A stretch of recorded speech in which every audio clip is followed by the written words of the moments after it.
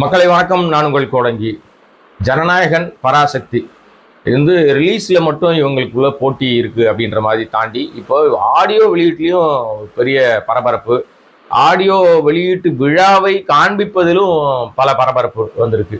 அதை தாண்டி சென்சார்லையும் இவங்களுக்குள்ள ஒரு பெரிய போட்டியும் பெரிய பரபரப்பும் ஏற்பட்டிருக்கு. என்னங்க இது, எப்போ பார்த்தாலும் இதே தானா அப்படின்னா, என்ன படம் ரிலீஸ் பண்ணுற வரைக்கும் இதோட ஒரு தகவலையும் நம்ம கிடைக்கிற தகவலை உங்களுக்கு சொல்லிட்டு தானே இருக்கணும். ஸோ இந்த வீடியோவை முழுமையாக பார்க்கும்படி அன்போடு கேட்டுக்கொள்கிறேன். சப்ஸ்கிரைப் பண்ணாமல் பார்க்கிற அன்பு நண்பர்கள் சப்ஸ்கிரைப் பண்ணிட்டு பார்த்தீங்கன்னா இந்த சேனலுடைய வளர்ச்சிக்கு மிக பிரயோஜனமாக இருக்கும். வாங்க இப்போ நம்ம வீடியோக்குள்ள போகலாம். ஜனநாயகன் 9ஆம் தேதி வருகிறது. இப்போவே முன்பதிவை பல நாடுகளில் தொடங்கிட்டாங்க. இப்போ யூஎஸ்லாம் ஓப்பன் பண்ணிட்டாங்க. பல நாடுகளில் முன்பதிவு அதற்கான வேலைகளை அவர்கள் செய்ய ஆரம்பித்து விட்டார்கள். பிரீமியர் ஷோ அப்படின்னு அவங்க முன்னாடியே ஷோஸ் புக் பண்ணி மொத்தமாக புக் பண்ணிலாம் பார்ப்பாங்க. அது பெரும்பாலும் நிறைய நடக்கும். ரஜினிகாந்த் படம், அப்புறம் விஜய் படம், அஜித் படம், இது மாதிரி படங்கள்லாம் வரும்போது அந்த ரசிகர்கள் அதை ரசிகர் ஷோவாகவே மாற்றிப்பாங்க. ஃபர்ஸ்ட் டே ஃபர்ஸ்ட் ஷோ அப்படின்னு சொல்லிட்டு அந்த கொண்டாட்டத்தை உலகின் பல நாடுகளில் பண்ணுவாங்க. அது அவருடைய ஆதரவாளர்கள் பண்ணுகிற விஷயம்.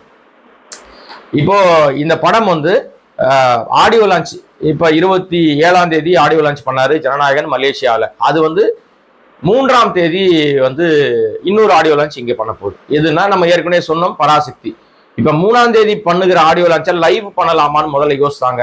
இல்லை, இப்ப வேண்டாம், நாம அதை டெலிகாஸ்ட் பண்ணுவோம், லைவ் எல்லாம் பண்ண வேணாம், டெலிகாஸ்ட் பண்ணி முக்கியமான நிகழ்வுகளை மட்டும் எடுத்து அதை நம்ம டிஆர்பி ரேட்டிங் நம்முடைய ரேட்டிங்ல அடிச்சு நவுத்துற வேலையை நம்ம செய்வோம்னு சொல்லிட்டு முதல் முறையாக தனியார் தொலைக்காட்சி, குறிப்பா அந்த சன் டிவி என்ன பண்ணியிருக்காங்க அப்படின்னா, சன் தொலைக்காட்சி இந்த பராசக்தி படத்தினுடைய ஆடியோ லான்ச், நாங்க ஆடியோ லான்ச் பண்ண போறாங்க பராசக்தி படம் அப்படின்னு சொல்லி அதற்கு ஒரு ப்ரொமோவை உள்ள போட்டிருக்காங்க. இதுவரை அந்த தொலைக்காட்சி வரலாற்றுல இல்ல இந்திய தொலைக்காட்சி வரலாற்றிலேயே ஒரு ஆடியோ லான்ச்சுக்கு சினிமாவுக்கு இருக்கும். ஆடியோ லான்ச் நடந்துட்ட பிறகு ப்ரொமோ போடுவாங்க. இந்த இன்னைக்கு வரப்போகுது, இத்தனை மணிக்கு வரப்போகுதுன்னு போடுவாங்க. அது பிரச்சனை இல்லை. நடக்காத ஒரு நிகழ்ச்சிக்காக ஒரு ப்ரொமோ போட்டது முதல் முறை தான். அப்ப இதுல இருந்து என்ன தெரியுது உங்களுக்குன்னா, டிஆர்பி ரேட்டிங்கும் அவர்களுக்கு இடையில இந்த படத்தை மக்கள்கிட்ட எப்படி போய் கொண்டு போய் சேர்க்கணும், எப்படி அது எவ்வளவு தூரம் முக்கியம் வாய்ந்த இந்த படம், ஜனநாயகனுக்கு போட்டியாதான் இந்த படம் வருது அப்படின்றத இது வெளிப்படுத்துகிற விதமாக விஷயம் இருக்கு. படம் நல்லா இருந்தா 2 படமும் ஓடுங்க. படம் எந்த படம் நல்லா இல்லைனாலும் ஓடாது. எவ்வளவு நீங்க முக்கியத்துவம் கொடுத்து என்ன பண்ணாலும் பட ரிசல்ட் மக்கள் கையில தான் இருக்கு. அது ஜனநாயகனா இருக்கட்டும், பராசக்தியா இருக்கட்டும். இப்போ இந்த படத்தை 3ஆம் தேதி பராசக்தி தனியாருடைய நிறுவனத்துல ஒரு கல்லூரியில நடக்க போகுது. அதை ஷூட் பண்ணி 4ஆம் தேதி அதோட ஒளிபரப்பை செய்ய போது அந்த தொலைக்காட்சி. ஜி தமிழ்னு இன்னொரு தொலைக்காட்சி ஜனநாயகனை வெளியிடுறாங்க ஒரே நாள் 4ஆம் தேதியே. இப்ப 4ஆம் தேதியே 2 படங்களுடைய ஆடியோ நிகழ்வும் மக்கள் பார்வைக்கு வருது. நான் ஏற்கனவே சொன்ன மாதிரி 2 ஆடியோ நிகழ்வுல ஒரு ஆடியோ நிகழ்வு நமக்கே தெரியும், அது என்ன பேசினார் ஏது பண்ணாருன்னு தெரியும். அதுக்கு ஒரு ஆர்வம் ரொம்ப குறைஞ்சிருச்சு. ஆனாலும் அவர்கள் அதை டிஆர்பியில ஒரு பெரிய லெவல்ல காமிக்கணும்னு அவங்க முயற்சி எடுக்கிறாங்க. அவர்களை அடிச்சு நாங்க இருக்கோண்டா அப்படின்னு சொல்லி களத்துல காட்டுவதற்காக கலாநிதி மாறனுடைய அந்த சன் நிறுவனம் என்ன பண்றாங்கன்னா, இப்போ அதை லைவ் என்பதை நிறுத்திவிட்டு அதை ரெக்கார்ட் பண்ணி அன்னைக்கு 4ஆம் தேதி வெளிப்படுத்துறாங்க. டிஆர்பியில நிச்சயமாக எல்லாருக்குமே தெரிஞ்சிருச்சு, இந்த போட்டியில நீங்கள் காண்பிக்காத வரைக்கும் தான் அதற்கு மவுஸ் ஜாஸ்தி. ஒரு விஷயத்த திறந்து காட்டிட்டீங்கன்னா அதோட மவுஸ் போயிடும். இப்ப விஜய் என்னைக்கோ ஒரு நாள் முகம் காட்டுறாருன்னா கூட்டம் திரளுது பயங்கரமா. இப்போ அவர் அங்கங்க ஊரு வராருன்னா கூட்டம் குறையுது. இடையில 41 கரூர் மரணங்கள்னு இன்னும் கொஞ்சம் பயப்படுறாங்க மக்கள் வர்றதுக்கு. சோ இதுதான், இவர் அடிக்கடி ரெகுலரா மக்கள் பார்வைக்கு போனாருன்னா அவருக்கு கூட்டப்படுற கூட்டமா, கூப்பிடுற தூரத்துல வர கூட்டமா தான் இருக்கும். இந்த பெரிய மாப் காமிக்கிறது அதெல்லாம் இருக்கு வாய்ப்பு இல்லை. ஆனா இனிமே அவர் வேற வழி இல்லை, அப்படி அடிக்கடி வந்துதான் ஆகணும், மக்களை சந்திச்சு தான் ஆகணும். வீட்டுக்குள்ளே படுத்திருக்க முடியாது, பனையூர் பங்களால உட்கார முடியாது, அதெல்லாம் பண்ண முடியாது. 2வது இவர் வராரான்னு பாருங்க. இப்போ சிபி வேற ஏகப்பட்ட 7.5 கூட்டிட்டு இருக்கு.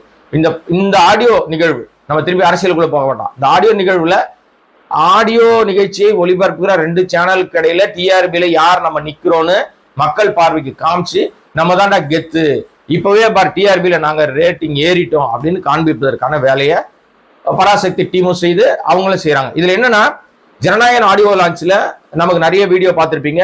மலேசியாவில் இருக்கிற மெட்ரோ ட்ரெயின்ல எல்லாம் பாத்தீங்கன்னா அவங்க ஜனநாயகன் ஜனநாயகன் ஜனநாயகன் ஒட்டி அவங்க அங்க பயங்கரமா ஆடியோ லான்ச்சுக்கு விளம்பரம் பண்ணிருந்தாங்க. அங்க அந்த நாட்டுல அது ஒரு ஆடியோ லான்ச்சுக்கு அவ்வளவு விஷயங்கள் பண்ணாங்களா. பராசக்தி என்ன பண்ணிட்டாங்கன்னா, உள்ளூர்ல நம்ம ஊர்ல இருக்கிற மெட்ரோ ட்ரெயின்ல தான் ஓட்டிட்டாங்க.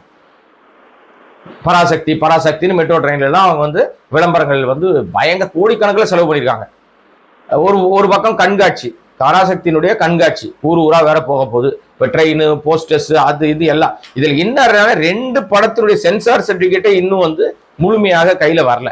ஆனா அதுக்குள்ளே ப்ரொமோஷனை ஸ்டார்ட் பண்றாங்க. நீங்க நல்லா பாருங்க, எந்த போஸ்டர்லயும் அது யூ சர்டிபிகேட்டா யூஏ சர்டிபிகேட்டா இருக்காது. ஏன்னா வாங்கல. ஒன்னு 64 கட்டு, ஒன்னு 60 கட்டு. இதுல என்னன்னா ஜனநாயகன்ல வந்து சில காட்சிகளை முழுமையாக சென்சார் நீக்கியிருக்காங்க.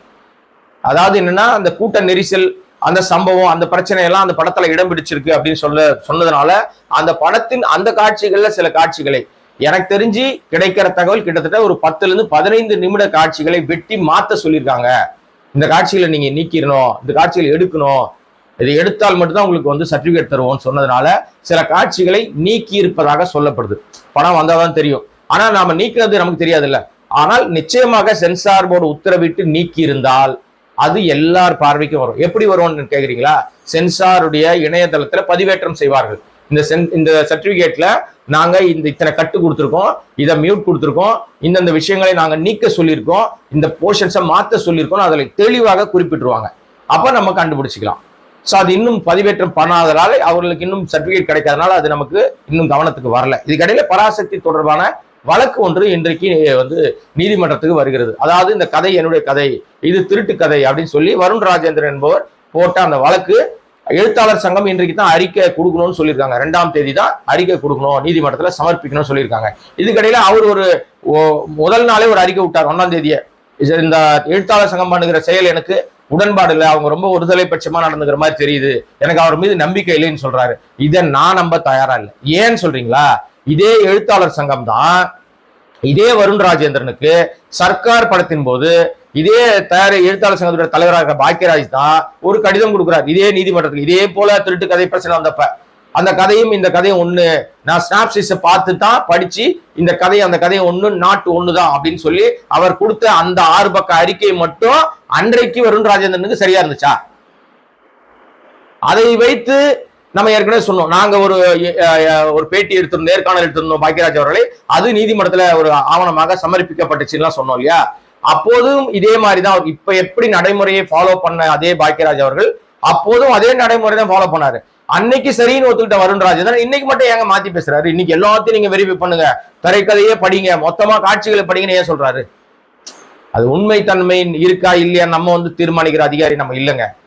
நீங்க அன்றைக்கு ஒரு விஷயத்த ஒத்துக்கிறீங்க, இன்னைக்கு ஒரு விஷயம் உங்களுக்கு சாதகமா வந்தா ஒத்துப்பீங்க, பாதகமா இருந்தா ஒத்துக்க மாட்டீங்க. இது எந்த விதத்துல நியாயம்? எனிவே அது நீதிமன்றத்துல இருக்கு. அது நம்ம என்ன நடக்கும் போது நமக்கு தெரியாதுன்னு வச்சுங்களேன். இவர் அதுக்குள்ள 1ஆம் தேதி அறிக்கை விட்டாரு. அதாவது எழுத்தாளர் சங்கத்தின் மீது ஒரு காழ்ப்புணர்ச்சி வச்சுக்கிட்டு ஒரு அறிக்கை விட்டாரு. அப்ப அவரை யாரும் தூண்டி விடுறாங்கன்னு மட்டும் நல்லா தெளிவா தெரியுது. பராசக்தி எதிராக வருண் ராஜேந்திரன் ஏதோ திருட்டுத்தனம் பண்றாரு, கதை திருடிட்டாங்களா இல்லையான்றதெல்லாம் 2வது விஷயம். வருண் ராஜேந்திரன் சரியான நபராக இல்லை. ஏன்னா அந்த படத்துல பெரும் தொகை கைமாறியது, பல கோடி ரூபாயை வாங்கிட்டார் அவர். அது வரைக்கும் எங்களோடு தொடர்பில் இருந்தவர் அந்த பணம் கையில வந்த உடனே ஆள் காணா போயிட்டார். அதுக்கப்புறம் ஒரு தொடர்பும் இல்லை, ஒரு பேச்சுவார்த்தையும் கிடையாது. சோ தேவைக்கு தக்க பயன்படுத்துகிற நபர் தான் வருண் ராஜேந்திரன். அப்போ எங்களுக்கு தெரியும். அதனால அது பிரச்சனை இல்லைன்னு வச்சுங்களேன். அது அவருடைய உழைப்பு கிடைத்த பணம், அது சம்பந்தம் இல்லை நமக்கு. அவர் இன்னும் பெருசா கொண்டாடப்பட வேண்டிய இயக்குனராக கூட மாறி இருந்திருக்கலாம், சரியாக இருந்திருந்தால். அது சம்பவம் நடந்து எத்தனை வருஷம் ஆச்சு? சர்க்கார் படம் வந்து எத்தனை வருஷம் ஆச்சு? இப்போ வரைக்கும் அவரால் அடுத்த படத்தை இயக்க முடியலையே. இப்ப எங்க தவறு இருக்குன்னு அவர்கிட்ட தான் நம்ம கேட்கணும். பட் அவர் என்ன சொல்ல போறாரு தெரியாது, பார்ப்போம், வெயிட் பண்ணுவோம். என்ன சொல்ல வரேன்னா 1ஆம் தேதியே ஒரு அறிக்கை அவசரமாக விட்ட வருண் ராஜேந்திரன் இந்த கதையை வந்து அவங்க வந்து ஸ்னாப்சிஸை மட்டும் படிச்சாங்க, கதை சுருக்கத்தை மட்டும் படிச்சு எப்படிங்க முடிவு பண்ணுவீங்க, முழு கதையை படிக்க வேணாமான்னு கேட்கிறாரு.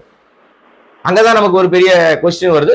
எனிவே நீதிமன்றத்தில் இருப்பதனால் நீதிமன்றம் என்ன உத்தரவிடுகிறது என்பதை பொறுத்திருந்து அது தொடர்பான விஷயங்களை நம்ம பகிர்ந்து கொள்ளலாம். அதோடு சேர்ந்து இன்னொரு படம் ஒரு பெரும் சர்ச்சையை ஏற்படுத்துவதற்காக தயாராயிருக்கு.